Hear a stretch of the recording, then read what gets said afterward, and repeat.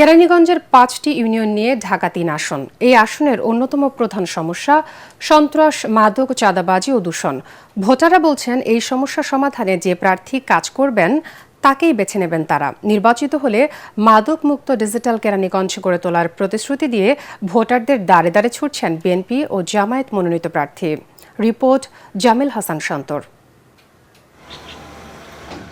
জিঞ্জিরা, আগানগর, তেঘুরিয়া, কোন্ডা ও সুভাড্ডা এই ৫টি ইউনিয়ন নিয়ে ঢাকা ৩ আসন।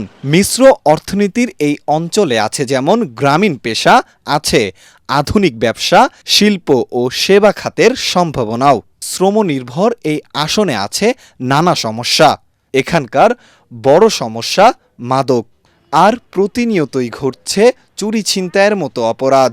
এই যে নদী দূষণ, দেন হচ্ছে আপনার মাদক। সমাজে মাদকাসক্তি, তাদের বিরুদ্ধে দাঁড়িয়ে আমরা একটা মুক্ত মাদক শক্তি সমাজ আর কি করতে চাই।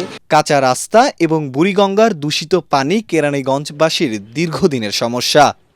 কোনো জনপ্রতিনিধি এসব সমস্যা সমাধানে উদ্যোগ নেননি। আমরা চাই সন্ত্রাসমুক্ত সমাজ চাই, এবং এই উন্নয়নের যারা ভালো কাজ করবে তাদের কিছু জনগণ সমর্থন করবে। ভূমিকম্প সহনীয় মোস্ট ডিউরেবল দেশের প্রথম থার্মেক্স রড সালাম স্টিল। সালাম স্টিল বোঝে ডিউরেবিলিটি। সালাম স্টিল মোস্ট ডিউরেবল স্টিল।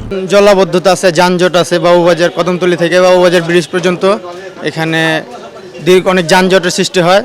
উন্নয়নের আশ্বাস নয়, নির্বাচিত হলে এলাকার উন্নয়নে কাজ করার প্রতিশ্রুতি দেন বিএনপি মনোনীত প্রার্থী গয়েশ্বর চন্দ্র রায়। ভোটের পর আমি প্রতি গ্রামে যাব, তাদের সাথে বসবো, দলমত নির্বিশেষে, ধর্মবর্ণ নির্বিশেষে ওই এলাকার মুরব্বী নিয়ে তাদের সমস্যার কথা শুনবো, সমস্যাটা চিহ্নিত করব, সমস্যাটাকে সমাধান করার জন্য তাদের কাছ থেকে প্রস্তাবনা চাইব।